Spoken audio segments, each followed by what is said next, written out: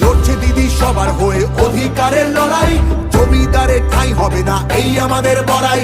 মা মাটি আর মানুষ নিয়ে বাংলা আছে ভালো, তৃণমূলের হাতেই থাকুক নতুন দিনের আলো।